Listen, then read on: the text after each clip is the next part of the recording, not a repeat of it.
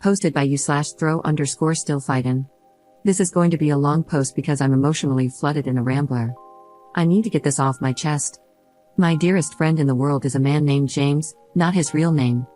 I'd try to describe how great he is, but honestly, it's easier just to tell you the story. James and I grew up in the same town, a conservative Christian town in the middle of nowhere, USA. The first time I met him was on the playground at school. He saw me sitting alone under a tree and came over to ask if I wanted to play with him and his friends. I said no, but he noticed I was reading a book about space, the solar system, to be more precise. So, he sat down next to me and asked me which planet I thought would be the coolest to visit. We ended up talking for the rest of recess about what we thought the other planets might be like, and when we went back to class, he introduced me to his friends as my new friend, Op. We were inseparable from that point on. It was one of those things where the entire town, our parents included, had us married off by age 8 or something. We didn't understand at the time, of course, but I would go on family trips with his family and stay over at his place, and vice versa, through most of elementary school. We got in trouble for talking during class every day, though not really, because the teachers all loved him. This dude can charm his way out of anything, it is unreal. We were best friends. When we finally reached the awkward teenage years and dating became a thing, he asked me to the first school dance, and I said yes. We sort of started dating by default. I don't think we ever talked about it explicitly, but I just started calling him my boyfriend to other people, and we went with that. Very little changed about our relationship. We still basically just did all the same stuff we used to do before, except our parents got stricter about the sleepovers, and there was more hand-holding and cuddling. Kissing and stuff was always difficult for me, and I didn't know why, but he never pushed me on it, not even once. The 2 times we tried, he was able to tell very quickly that I was uncomfortable, and he just shut the interaction down by messing up my hair playfully, saying, "Enough of that. How about we just watch a movie?" I just assumed one day I would get it. Well, I didn't. Sometime around 15 years old, I started to realize the problem. I wasn't intimately attracted to men. This was a very trying time for me, given the kind of environment I grew up in. This was not acceptable. My parents were extremely religious and extremely anti-LGBT. After about 8 months of an identity crisis over this, I decided to muster up the courage to tell James, before anyone else. I didn't know what to expect. I was terrified. I went over to his house trembling. He had done what he always did, made my favorite snacks and got the controllers and my favorite game, Diddy Kong Racing, ready to go. He opened the door, gave me a hug, and I came in. I was so scared. We sat down, and he looked at me for a second before putting his hand on mine and asking me what was wrong. So, I tried to tell him. I got halfway through the sentence, struggling to actually say, "I'm gay," before he just interrupted me and said, "You're gay." "Yes, I know, is there anything else?" followed by that goofy smile I love so much. I just froze in place. I asked him if he was mad, and he just laughed and told me he loved me the way I was and that this was the way I was. I just started crying and jumped into his arms. It felt like 10 minutes, at least, before he finally interrupted me in characteristic fashion, remarking, "However, I will be mad if you let the pizza rolls I made get cold, so how about we stop crying and start eating?" We stayed best friends after that. We never actually had a breakup talk, but we did start to date other people. We talked and hung out almost every day until we graduated and he went away to a big-name college. The night before he left, he came and picked me up, and we drove around town, hitting all our favorite spots. He drove me back home at 3 a.m. in the rain. I took his hand during the drive and fell asleep on his shoulder. I remember wondering then for a moment if I should just marry him anyway. But he was going away to college, and I'm not attracted to men, so it probably couldn't work, no matter how I felt about him otherwise. He promised to stay in touch, but I didn't know if that would happen. Well, it did.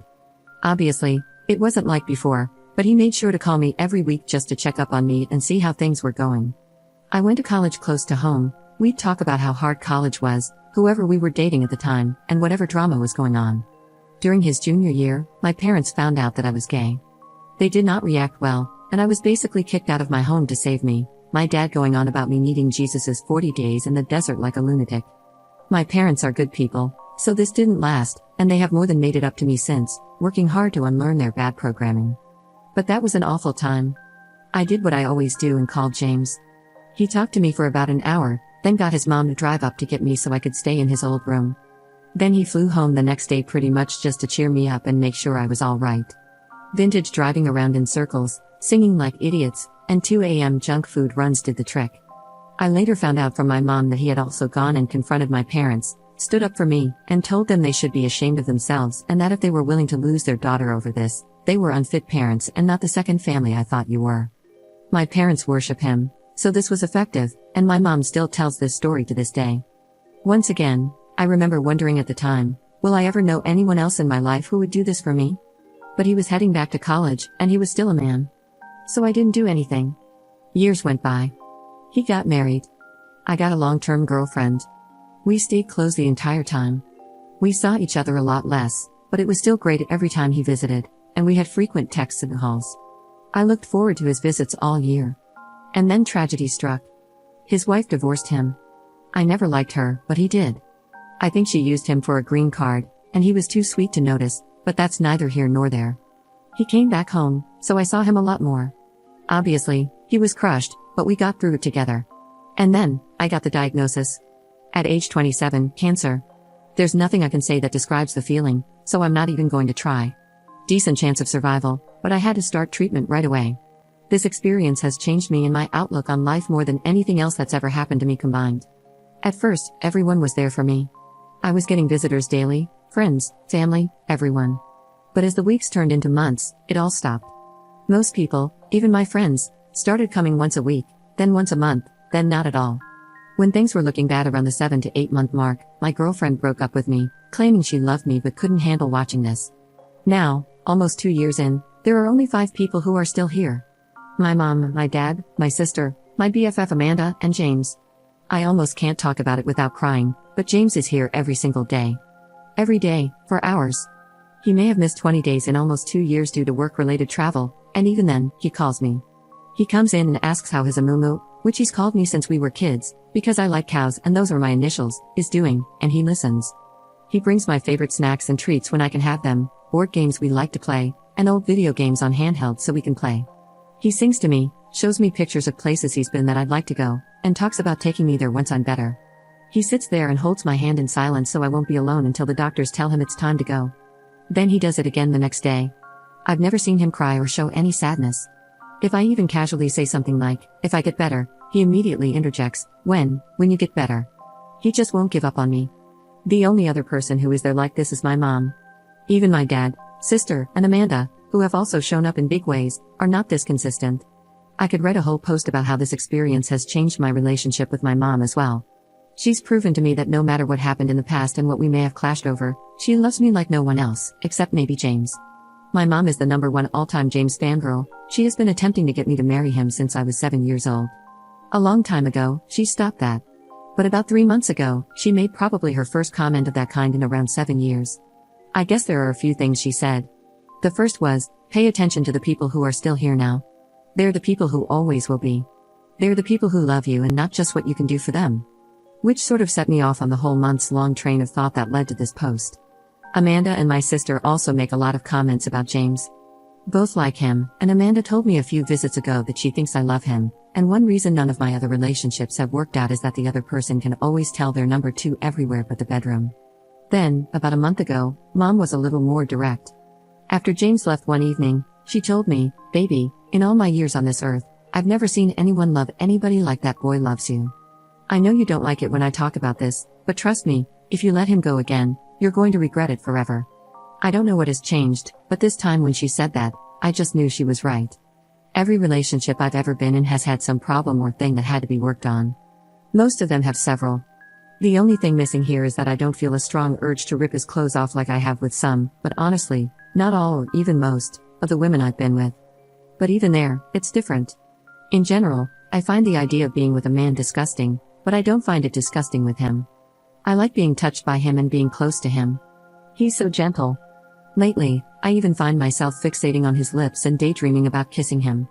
I'm not that sexual of a person, and I think overall, of the people I've known in my life, I would be happier with him than with anyone else, and it isn't close. Now, the big problem is the cancer. Honestly, I'm not really on the fence about this anymore. If I survive, I want to be with him. I'm getting better, and the doctors are hopeful. But I am not sure if I should tell him now or not. I want to tell him so bad. I want him to know how much I love him. Lovers have come and gone for both of us, but every time I close my eyes and think about times I felt truly loved, understood, and accepted, it's always his smiling face I see. When I think about times I felt warm and safe, It's his arms I feel wrapping around me like a warm blanket just my size, his voice I hear saying, "Don't worry, Amumu, it'll be alright," or cracking some silly joke. I want him to know that I want him with me, by my side forever. There's nowhere I'd rather be than wherever he is, doing absolutely anything.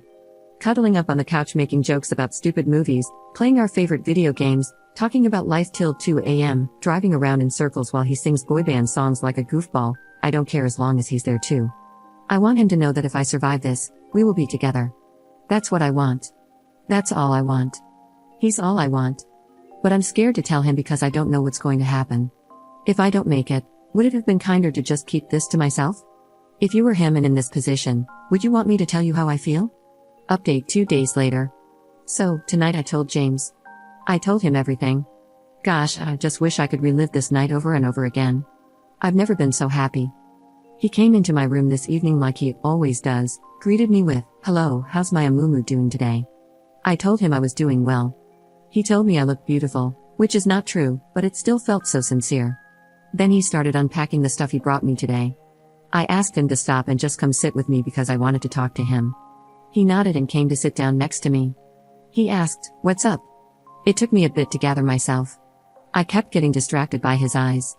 The way he looks at me sometimes, I don't know how to describe it. I told him, "I love you," and he just kind of laughed and touched my hand before casually responding, "Oh, I know that. I love you too." In retrospect, this wasn't the best way to start, I guess, since we've said that enough with a different understanding, and he didn't get what was happening. He started to get up again to unpack the snacks, and I grabbed his arm and asked him to let me finish. He looked confused, but he nodded and sat back down. And then I did it. I told him everything. I told him about all the times in the past I'd thought about just marrying him despite my sexuality. I told him my favorite memories of him and how they make me feel. I told him he'd always been my best friend and the person I trusted the most. I told him I made a mistake and I should have chosen him. I then basically devolved into reciting the last paragraph of my first post to him. He's the face I see when I think about feeling loved, the embrace I feel when I think about being safe. It doesn't matter what we do, if we're together, I'm happy, and he's the only thing I want for the rest of my life. He basically froze. He said nothing, just looked at me as I spilled everything. I'm not sure he even blinked. When I finished and looked up at him, he was sitting there like a statue with his mouth slightly open, still enough that it was like he forgot to breathe. James always knows what to say, so this was a little unnerving to me. I started to ask him if everything was alright, but before I could finish, his expression broke. He exhaled into a weak but incredibly tender, quivering smile, and he just reached out and pulled me into a hug. I buried my head in his chest, and his arms just wrapped around me. I melted into him. He was so gentle. It felt so easy. It felt so right. Then he started crying, and then I started crying. He's been coming here through 2 years of cancer treatment, and I've never seen him cry until now. He held me for a while, but however long it wasn't long enough. He still hadn't actually said a single word since I finished talking, but I guess he didn't really need to. Then he finally answered my question with, "Now it is." When he finally pulled away, his face was red from crying, but he just looked so happy. He looked at me for a bit. It was kind of cute because he had a little trouble maintaining eye contact, which he usually doesn't. He was like a little boy again. Then he finally looked right at me, and he just said, "You are the only thing I've ever wanted." Then I started crying again, and he started crying again, and he pulled me to him and held me again. I wish it never ended. A little bit later, once we had exhausted our crying capacity, I showed him the post. He made a few jokes about wanting to meet this James guy and about how he had better go and thank my mom for her 20-year wingwomanship, lol. Then, after he finished reading it, he kissed me. It felt easy, not scary at all, and just right. He asked me if it lived up to my daydreams, and I chuckled and said yes. Then he said, "I'm not so sure myself. I think I need more data," and kissed me again. He is so ridiculous, but this was smooth as butter. Then, after that, we started talking, and I guess he told me everything too. He said he'd loved me since we were little kids. He told me he still has every drawing, letter, and craft I ever made for him in a safe that he took with him to college and has taken everywhere he's ever lived. We talked about the day I came out as gay to him, and how he figured it out earlier but struggled to accept it for months in secret because he had lived his entire life up to that point assuming we would be a family and wanting nothing else. He told me he thought about our last night before college all the time and kept hoping that entire night I'd say something before he left, because then he'd have transferred colleges to stay with me. He told me he actually took a very long way home just to prolong the time when we were holding hands and I was sleeping on his shoulder, and that it was, to this day, his favorite memory. Then he looked at me with those piercing green eyes and said, "For me, there has never been anyone else." He loved once, me, and then struggled through a bunch of rebounds. Even though he had learned to bury it and move on with life and was happy in our friendship, his heart had only ever belonged to me. Honestly, I guess I should have known this. My dad told me he was sure this was true before, but I didn't listen, but I was flustered and deeply moved. I joked that he should enter the Olympics as a torch carrier, and he said, they'd never have a chance. I'm the greatest there ever was. Ah. We sat and talked and reminisced some more, mostly about when we were kids. I found out some things I never knew because he avoided telling me how romantic some things were for him after I came out. But I also kind of realized, I think they felt romantic to me too. Then he sang me some of our songs. His voice is so beautiful. We had another embrace and another kiss. Both still felt divine. I can't wait to have my hair back again so he can pet it like he used to when we were kids. Then I brought up the bedroom question, and oh my god, it was the cutest thing ever. I barely got to say anything before he started tripping over himself like, look, I don't even care, I don't need that. If we need mistresses or something, we can do that. It doesn't bother me, I just want to wake up with you every day. Which was sweet, but then I told him that even though I didn't know how that would go, and I might not be able to, I wanted to try with him anyway when I got better, and oh my god, he turned tomato red and could barely look at me. Literally could not even manage to form a sentence in response, just mumbled incoherently before managing to get out, okay, if you're sure. This man has been married and had 6 girlfriends, but he completely falls all over himself at the thought. God, it was adorable. This is the only thing I'm still a little worried about, but I do want to try. I mean, I like the kissing, which I thought was completely impossible. And I know that if it doesn't turn out well, it won't ruin anything, and we'll still be together and just figure something else out for that one need. Then we talked about the cancer. He is so sure I'm going to make it. It's so touching. It took a little while to get him to take the other possibility seriously. When I finally did and told him that it's the reason I didn't tell him sooner, he held my hand and told me that if that happens, he'd be okay because he'll always know that he was one of the lucky ones because he was mine. Jesus freaking Christ, I almost lost it. Then he said, if we don't have that much time left, we better make sure every minute counts. I said, that's pretty hard to do in a hospital, and he replied, what do you mean? We're both here, and that makes this the best place on earth. Dear God, what did I do to deserve this man? I teared up again, and he held me one last time. Then the doctors came in. He kissed me goodnight. We both said, I love you, but it felt so different. It's never felt so good to say or hear those words.